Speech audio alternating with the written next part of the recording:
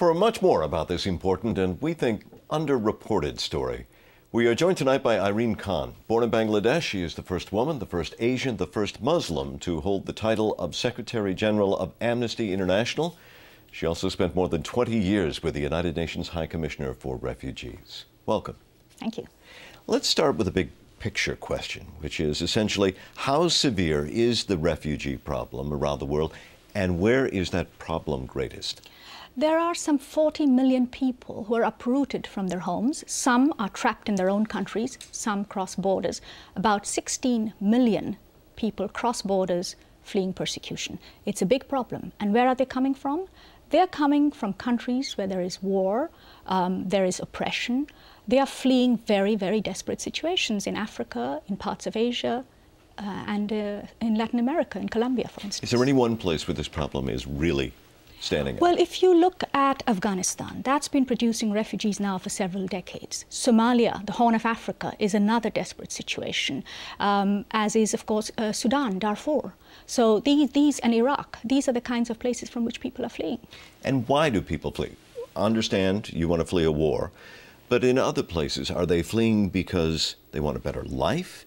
They're looking for a better job? They're afraid of political persecution? What is it?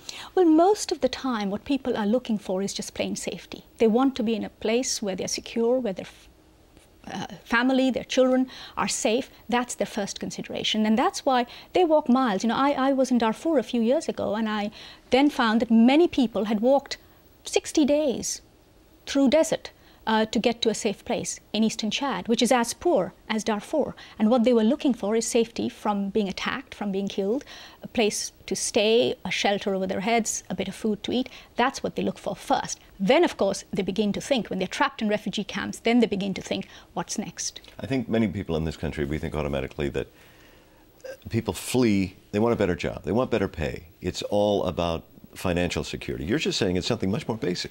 I think it's much more basic, because behind these refugee problems are very serious political problems, security problems, oppression, state repression.